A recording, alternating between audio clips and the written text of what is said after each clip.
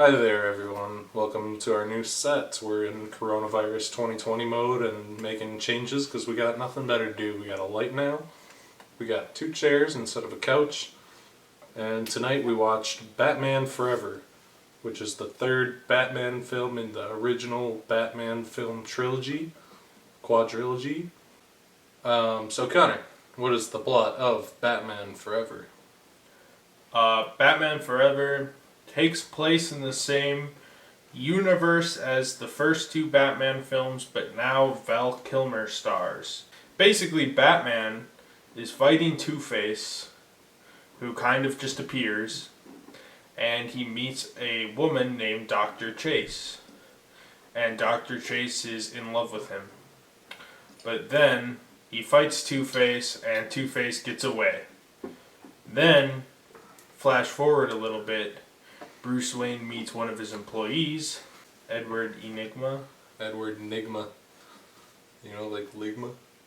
Edward Enigma. Edward Ligma Balls. Edward Ligma. He meets Edward Ligma Balls, who's creating brain television technology so that he can read the minds of the people of Gotham, I guess.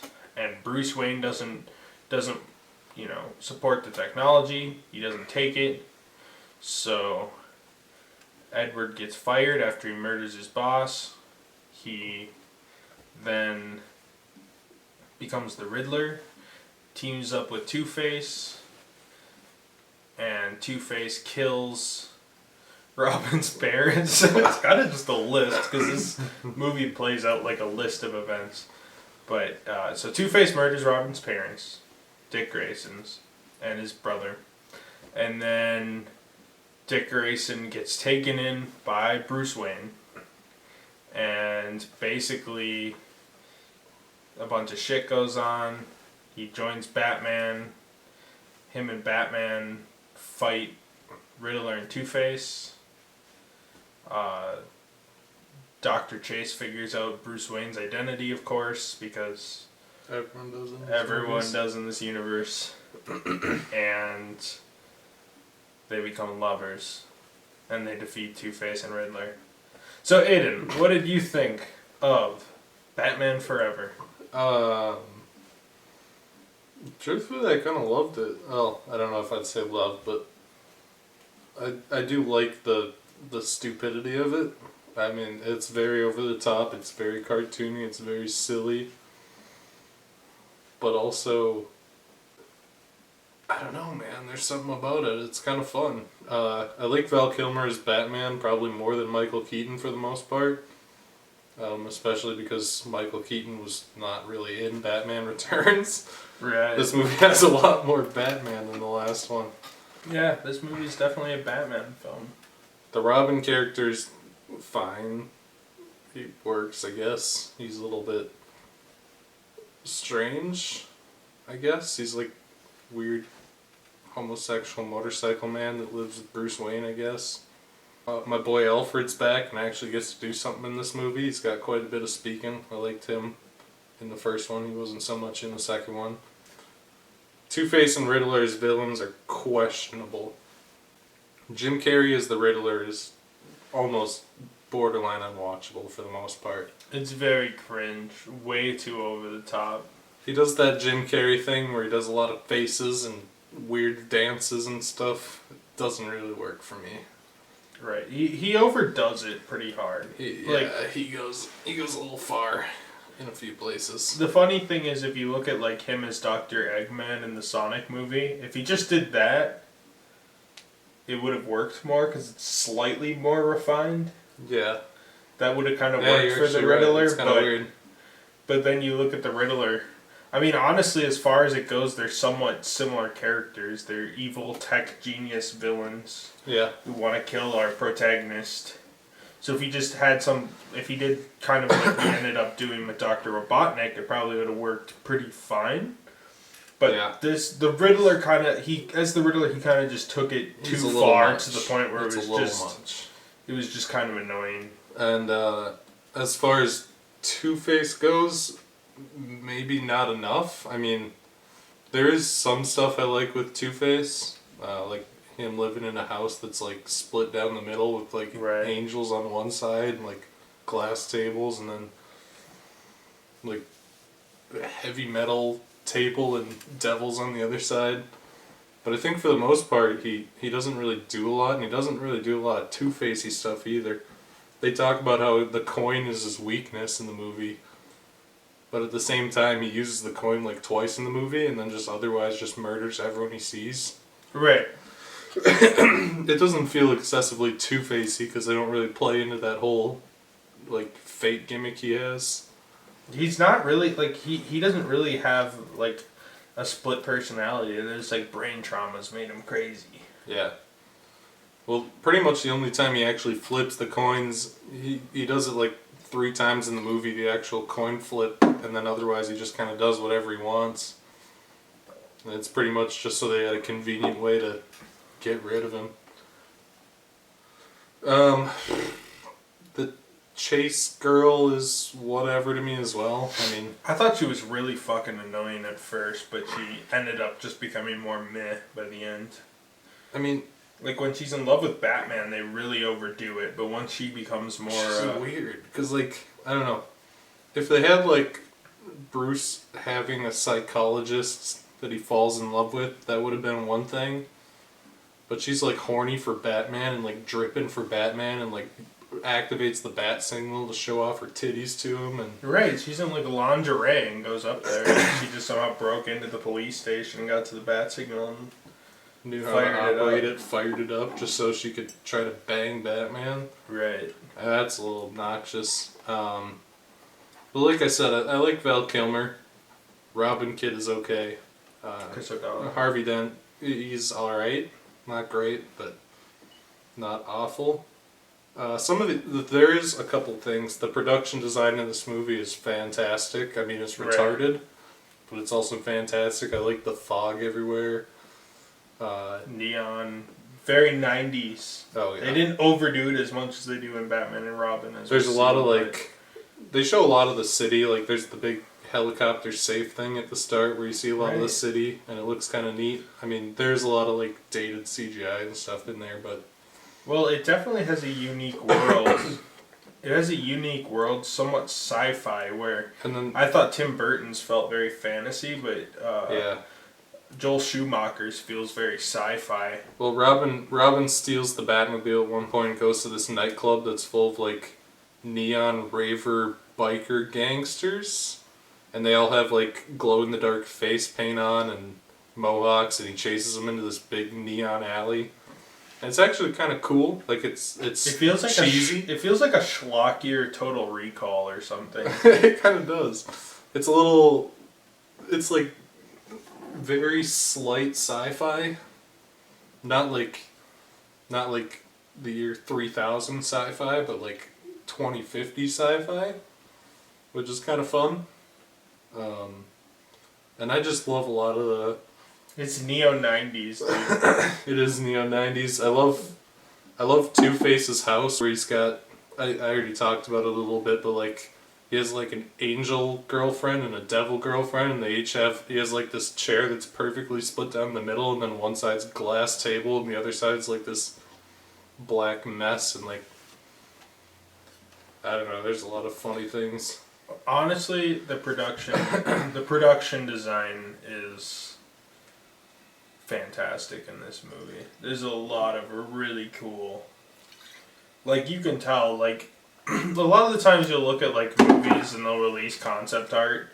It's like that's really cool, but it probably would have been way too hard to make a film or something. Yeah, and this movie, they would kind of do the concept art and then just they would actually put it out. It definitely felt like Gotham felt. There weren't many people on the streets and stuff except for like criminals when we'd see them, but it definitely felt way more like fleshed out than Tim Burton's. Like Tim Burton's feels like sets. All of the movie's good, so you can get past it. But this one definitely feels like a much larger scale world, which I did appreciate. Yeah, and they try to do things with the world as well. Not to like amazing effect, but you know, you see like the Gotham Bay, and you see there's like verticality to it. There's like a part where the Batmobile drives up a wall with a hook shot, and it's completely ridiculous, but also kind of like actually kind of cool. I mean, I don't know, there's something about it.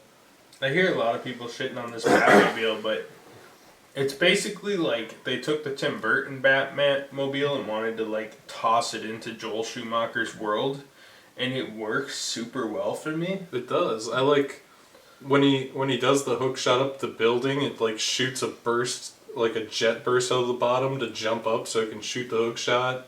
And when Two-Face is shooting the rocket launcher at him, the wheels just like go sideways, and he's just like, "Hurt." I think that's all really fun. I think the action in general is really fun. The climax isn't fantastic, but I think when it's just Batman and Robin beating dudes up, they do a pretty good job. I don't know if we mentioned this in either of our previous like Batman or Batman Returns reviews, but the Tim Burton movies are very like acrobatic in the combat and fight scenes. And I feel like this movie kind of did that twofold, where everyone's like jumping around and doing some crazy shit. Yeah, they went all out. One thing I will say is they kind of overdid it with Robin a little bit. Like, there's this scene where he's on like the 3rd floor, and he like tries to do some like acrobatic shit down, and then he like swings off the chandelier and then jumps off the railing that slides down a flag and then like swings from a rope and all this shit. Right. It's like, why didn't you just jump down? And then he falls into the Batcave, or take the damn stairs. And that's how he accidentally falls into the Batcave. And he seemed like he was trying to be sneaky around Alfred, and then he like was like, "Go! Go!" And then he does it. Leaps over. Which is weird why he said go and it's literally just him in the room. I mean, it's definitely a little ridiculous throughout, but it's kind of fun. Need I mention the laundry scene? What? The scene where Robin's doing laundry, dude. Okay, yeah. There's this random scene in the middle where, okay, so here's the setup. Riddler and Two-Face are on like a little montage to steal. It's not even a montage because it's two scenes, but one scene, Riddler and Two-Face are stealing jewels, and then instead of kind of montaging it and cutting to them stealing more jewels, they had to like figure something out for the dead space for some reason. So it's just this scene where Robin's awkwardly doing laundry with Alfred. And it's probably like 300 cuts in the matter of 25 seconds. It's just Robin like... He's doing like laundry kung fu and he's like flipping his socks around like nunchucks. Maybe and then he it's to show that he's like a good fucking martial artist or something. I'm pretty sure explain that he can... I think what they were going for is that before Batman does, Alfred starts to notice like the traits of being a superhero in Robin. Right. And I think they were trying to like illustrate it like Alfred notices how good Batman or Robin would be as a sidekick to Batman. Yeah, because Alfred's kind of hatching a plan to make this dude like Batman's sidekick the whole time. Yeah, Alfred fucking straight up basically bullies Batman into doing it. Right. Batman's like, I'm not going to take you as an apprentice, and Alfred's like, I already made him a fancy bulletproof suit and blazing with his insignia. Right. Alright. But I think that was just like to show Alfred figuring out that he'd be a good Robin. I don't know. It's weird. It's a very bizarre scene. It is fucking weird. I'll stick it in here if YouTube lets me. Leave that, Master Dick. I'll attend to it. I'm not used to being waited on now.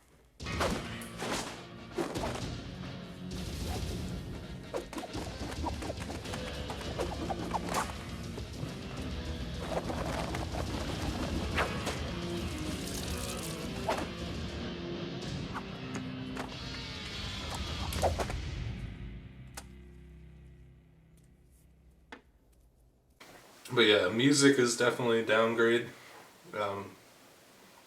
Yeah. It's not that it's horrible. It's just the was first two movies have all that Danny Elfman going on, and this one feels a lot more generic and kind of meh-y. There's nothing wrong with it. It's just one thing that kind of I will point out that I thought was weird was there was a scene with Riddler and it was playing like some 90s pop song. oh yeah, the one where it's like, I'm gonna shoot my boss or whatever. Like Right. He was singing about how he hated his. It was singing about how he hated his boss. Yeah. And that was the only time I can remember it like breaking into pop songs, and they did a lot of pop songs. Like "Kiss from a Rose" by Seal was made for this movie. That was made for Batman and Robin. No. Is that for Batman Forever? Yeah. It's not in this movie. No, it's not. If we watched the credits, it would have showed up. But I love that song. this was just made and tossed on the soundtrack. It's a good ass song. Maybe there's like some sort of refrain I didn't hear, but I know that song. Well, there's And I like would've 2 totally seconds where they heard it. played something that it was either the Offspring or an Offspring knockoff for like 2 seconds in one scene. I don't remember where, but Right. I don't know. I'm pretty sure the Offspring did have a song on this album. Remember we used to have the CD for this? But It might have been anyways. Offspring, but I don't know. Yeah, the music was definitely a downgrade. But yet another Batman scene which had a distracting music moment where it was like didn't blend in at all. It just kind of felt awkward. But that was kind of how the 90s and early 2000s were. They would toss like a fucking Offspring or But a Smash Mouth or to that effect. despite how much shit this Randomly. movie gets, I actually did enjoy it in like a goofy, silly way where I'd actually place it probably above Batman Returns just because it's fun and it's actually a Batman movie, where Batman Returns is just like some weird fucking Tim Burton movie with Batman incidentally in it. But yeah, I actually did enjoy it quite a bit. Connor, what did you think of Batman Forever? Like we kind of discussed, like I agree with you. I actually didn't mind the movie. If I'm just gonna go down to fundamentals with this movie, the biggest problem is the villains. Mhm. Riddler's way too much, and Two-Face is way too little. Like they needed to find a middle ground for both of them. Like I said, like I think Jim Carrey's Riddler actually could have been really good, because like I really enjoyed Robotnik and Sonic. So it could have been good You know what they kind in of a did campy wrong? way if they dialed it back a little bit. In this movie, Riddler's like the voice of reason in their pairing, and Two-Face is the wild card, always just doing whatever. Right. They should have had tone down the Riddler a little bit, but have him be the wild card, have him be the one always going off the script, and Two-Face is reeling him in with his coin flips, and like See- sometimes he's like, I'm gonna flip a coin and you can go crazy if... You know what they wanted to do? Joel Schumacher wanted to do Joker again. Because Yes, but Riddler Joker in was this dead. movie is basically Joker. Yeah. I mean, in the comics, Riddler is really like... He tries to like outsmart the Batman, and, you know, the look of the Riddler is over the top. But especially, I guess maybe it's more of a contemporary thing, but from what I've read of Riddler, he isn't incredibly over the top as a character. Where Jim Carrey's Riddler is so batshit insane that he's like Yeah. takes it far beyond the Joker in the same universe. So that's a little bizarre to me. I only really know Riddler from the Arkham games, but in those games, he does some like minor criminal stuff, but his main goal is just like trying to outsmart Batman because he Right. considers Batman like the smartest, and he doesn't really do anything. Like he invents the TV thing, but he doesn't really like outsmart Batman. He kind of just like acts like an asshole, like a crazy person. Mm-hmm. And he does almost feel more Joker-ish, but Joker was fucking dead, so... Well, true to the tradition of this series, they kind of just made up whatever with Riddler. Made it their own thing. It really had nothing to do with Riddler from the comics. Very little. And, you know, they wanted to do Joker again, and it didn't work, really. Two-Face is such a bland non-character because they didn't really give him anything to do. Yeah, he's kind of like the aggressive muscle in the pair, but Right. that's not really... He's supposed to be just like the split personality of like... I don't know.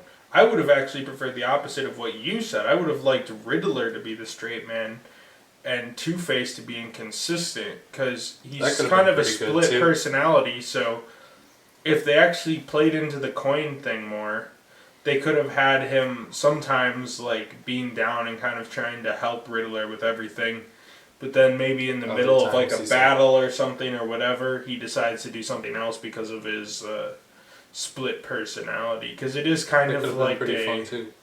Jekyll and Hyde type of situation. Mm-hmm. So that's what I would have preferred, but the villains fell flat for me. The love interest was kind of corny when she was just horny for Batman, and once she started dating Bruce Wayne, it was fine. I didn't like her as much as Vicky Vale. I didn't like her as much as, she at least had scenes with Batman, so I could actually like understand why they were dating somewhat. But she was kind of just meh. Val Kilmer is Batman. I feel like he's probably the most overlooked Batman out of all of the movie Batmans. I think he does a really good job. Yeah. I mean, he's pretty subtle, but he kind of plays like... He's basically just like normal Chad Man, which is basically what Bruce Wayne is. But then Right. he also...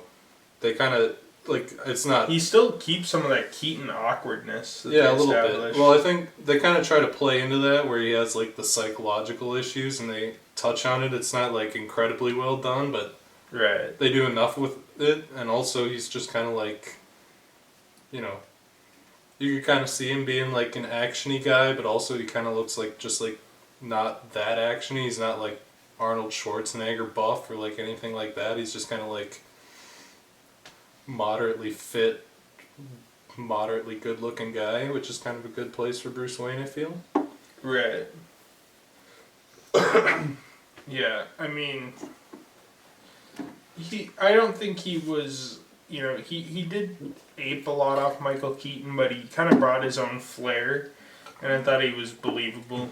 His character was definitely written as Michael Keaton's Bruce Wayne, but I did think Val Kilmer kind of played it a little different, which made him feel unique. He's definitely overlooked, because this is, like, definitely, like, out of all the Batman movies, the one that everyone ignores completely.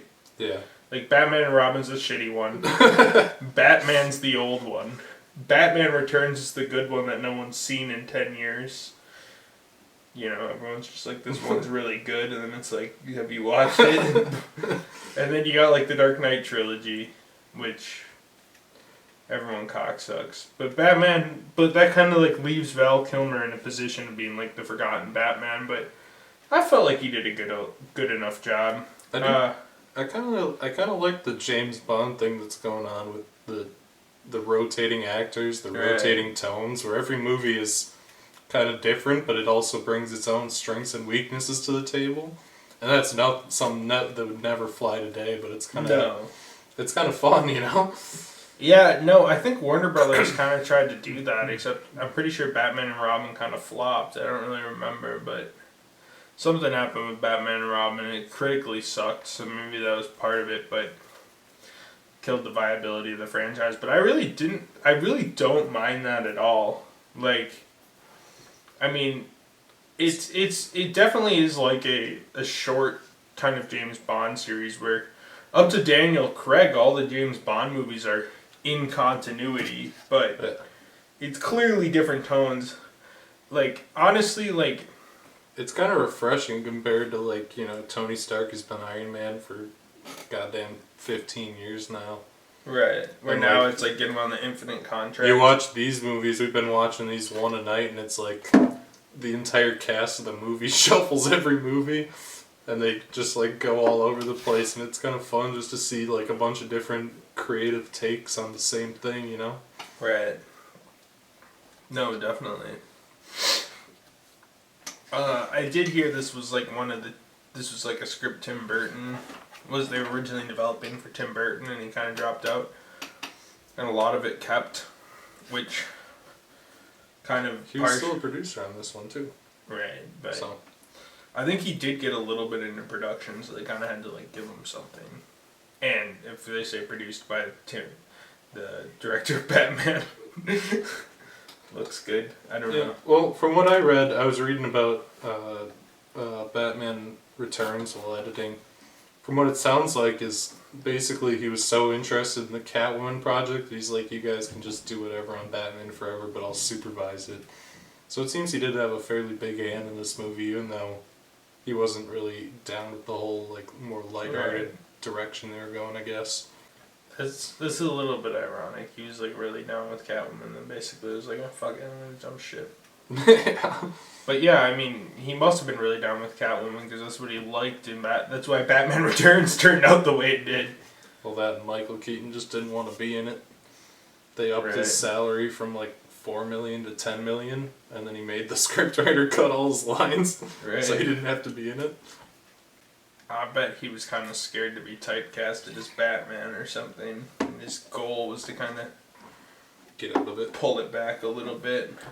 I actually liked the Robin kid. I mean, he is a little bit odd. I mean, it's certainly... They 90s sized him. Yeah, quite a bit. The one silver hoop earring and the fucking motorcycles and all that shit, making him like college aged. Well, sometimes I don't understand the ways like social services and stuff are gonna have to. I'm gonna have to be a social services, kind of implying like he's under 18. And then later in the movie, he's like college age. Well, Batman says you should be like going to college. I think the idea is that he's like 17, even though he looks like 25. So I think he's supposed to be like right at the edge of 18. Right. And like Batman wants him to prepare for college instead of doing crime fighting stuff, but they don't communicate that very well, and he looks 25. Right. I think it would have been a hard sell for movie audiences to be like, well, this character is supposed to be like 14 or something, like in the comics. So like, okay, we'll call him 17. And then like, I think, you know, obviously like, filming with kids is 100 times harder than filming with adults. You know, it might have been the 90s, but Chris O'Donnell looks like a grown-ass man. Like, he looks like he's young. Don't get me wrong. Yeah. He doesn't look old, but he looks too old to be there. And I feel like there is a level of, like, ridiculousness seeing, like, in live action, seeing, like, somebody that looks like they're 27 playing Robin. Yeah. Well, and like my character's name is Robin. I think they wanted him to be older so he could keep up with Batman, but they also wanted him to be younger because it'd be weird otherwise. Right. Because like if Dick Grayson's family died and he was like 25 and Batman was like, "Hey, pal, you want to move in?" slaps his ass and starts sucking on his earring, you know? Right. That wouldn't fly in the 90s. But I feel like it's one of those situations where I haven't seen the Titans show, so I won't judge it either way. It looks cringy to me, but I will say the kids they picked, because they got Jason Todd and Dick Grayson in those, and the kids they picked to play Robin in there, pretty convincing where you could be like, oh, they're like in their teens, early 20s. Like they look like they're early 20s. Well, and you can kind of rail that back and be like, oh, he's actually 17, or he's 17 or whatever. But Chris O'Donnell looks like he could pass for a 35-year-old man. He probably fucking tried out to play Batman, and they're like, well, Val Kilmer got it, but he could play Robin. Like, this dude looks like he's 30. Well, I think the sensibilities were different, too, because 90s, I know it was kind of the end of the Schwarzenegger era, but... You know, nowadays we have Tom Holland who looks like 15, even though he's 25 playing Spider-Man. Not too long after this, we had Toby as Spider-Man. But back in the 90s, it was kind of still like the end of the Schwarzenegger and fucking Stallone era, you know, stuff like that. Where I think people wanted more action-y guys, and so they're like, well, 17 is kind of like the edge of action.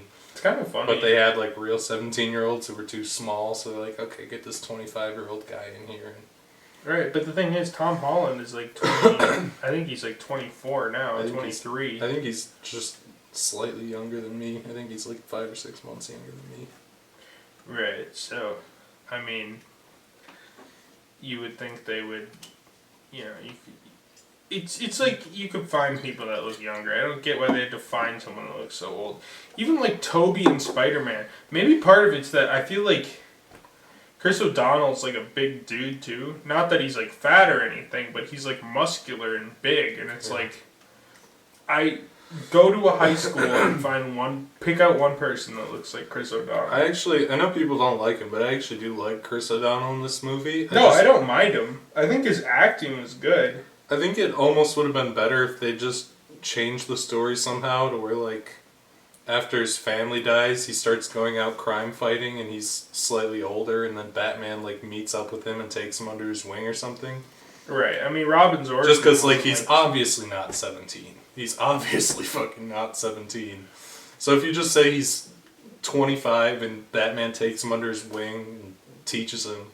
I know it's a little bit of a rewrite, but it's not that intense. Or why not just make him Nightwing? Honestly, I guess people don't know who Nightwing is, especially back in the 90s. People wouldn't know who Nightwing is before the superhero popularity boom. I do kind of like the dynamic they have where, like, Batman's really reluctant to train him, which is why I think making him Robin is good. I just don't... I think they should have just, like, gone a slightly different direction, made him a little bit older, you know, have him be kind of like a more violent vigilante, and then Batman's like, that's not how you do it, and kind of like softens him up and stuff like that. Then how do you explain the fact that he lives in Bruce Wayne's house and does missions with him? Well, you have him... Batman sees the Flying Graysons die, and then Batman starts hearing about how there's another vigilante, and he's like, he meets up with him, or he, like, finds him beating up some guys and he's hitting them too hard or whatever. You know, and he's like, you're being too violent and I want to train you. And then he's like, I was there when your parents died, I'm Bruce Wayne, and let's start working together. And then I guess, you know, you can have a scene where Dick Grayson takes him back to some shitty apartment he's living in. Bruce is like, I can't have you living here. If you're going to be my partner, I'll let you stay at my place or whatever. Right. It's not that hard. And you could just forego the whole, you could have him be older and kind of forego the whole thing. It could even be like, he didn't even have to be fighting crime that long. He could have just, you know. The weird thing is that they wanted to still have that aspect of him being kind of brought in. Yeah. But then at the same time, like, they didn't really know what age he was. Like, like maybe Robin is a circus performer, Two-Face kills his parents, and then he tries to track down Two-Face. Exactly. That's good. Saying. And then Batman finds him trying to fight Two-Face. Maybe he's, you know, he's like trying to do it sloppy, or Batman catches him and he's trying to kill Two-Face, whatever the case. Because, I mean, this whole big thing with Robin's character in this movie is he's trying to kill Two-Face. And Batman's like, no, you can't kill Two-Face. You'll feel too bad about it. Even though Batman kills every fucking guy in his continuity. And then Batman lets fucking... Yeah. Batman kills Two-Face, but he doesn't feel bad about it. But he unintentionally kills Two-Face, so he doesn't have to feel guilty. What was his plan? He throws the coins in the air to disorient Two-Face on this tiny little platform. Why the fuck did he have those coins? He just kind of had them. Well, no, because the girl kept saying the coin is Two-Face's weakness, so that makes sense. Okay, so maybe set up, he had it just in case he found a scenario. Yes, but the real question is... What would have happened if Two-Face just ignored it or like dropped his coin and he's like, damn it. Robin and then he's Chase... still at gunpoint. Robin and Chase were dropped in the huge pit that Two-Face gets dropped in, and he managed to save both of them. And then Two-Face falls and he's just fuck it. They all just watch the entire way. It's actually like behind the neck shot where like you can see Batman's neck there and he's just watching Two-Face as he falls down. And it's like, bro, you could save him. You just saved two people. Like, you don't have to let him die. That was Batman's choice. Batman's choice was to murder Two-Face. He also made the choice to turn the Riddler into a fucking retard. Right. Yeah, that was a little prank at his fucking... I don't understand, Riddler acts like he's won and there's no chance for Batman to win, and then Batman just like, and then makes Two-Face a retard. Just smashes his machine. See, at least Batman didn't murder anyone with his own two hands in this one. Right. Because in the first one, he flipped the black guy off the fucking church and he did whatever to the Joker, which may or may not count. And then in Batman Returns, he lit a guy on fire, smashed two people through a wall with his car, and then, did whatever to Penguin. did whatever to the fucking Penguin. Oh, plus the guy who he shoved dynamite down his pants and threw him in a fucking pit and he just exploded. I would call this... He didn't murder anyone with his own two hands. I would call this slightly better than the Joker. He just... Because at least you involuntary manslaughtered the fucking Two-Face. Yeah. Doesn't Two-Face show up in the next one? Or am I mistaken? No. It's Arnold as Mr. Freeze. Yep. Uma Thurman as Ivy. Poison, and then some wrestlers Bane. No Two-Face. I thought Two-Face Two-Face is in the Dark Knight. Maybe you're confused in the Dark Knight for Batman and Robin. No, I saw Batman and Robin on like AMC or something a few years ago, and I thought that Two-Face was in it for like 5 seconds, but maybe I'm wrong. I'm probably wrong because they showed him pretty clearly dying in this one. He passed away. He's dead. He died. He fell into this pit. Yeah. Well, Aidan, would you recommend Batman Forever? Yeah, I like Batman Forever. It's goofy, it's fun, it's colorful and silly. It's not the best movie ever, but it's nice fucking drinking movie, I guess. Connor, would you recommend Batman Forever and also rank the 3 movies we've seen so far? Yeah, I would, I'd recommend it.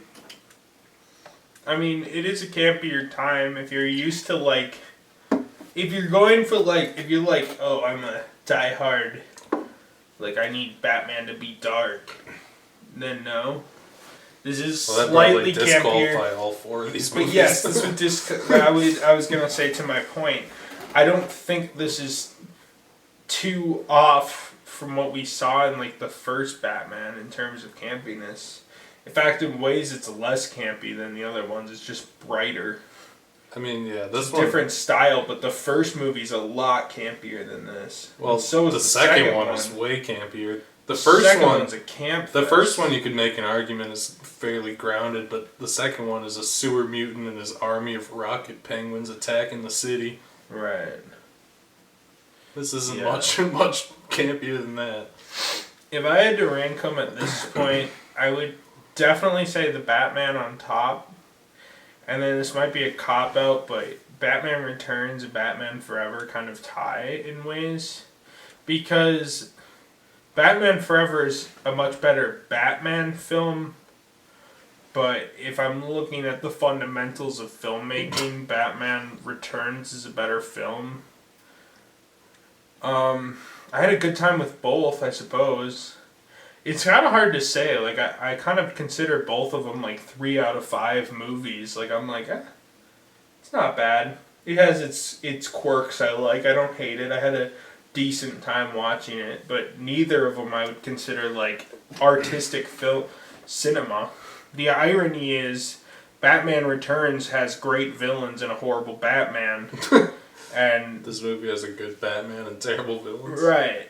So there is kind of that trade-off there. I almost wish we got to see more Val Kilmer. I think if they let him keep going, he could have been fairly good with it. If I have to rank them, 89 is on top. I really enjoy that one.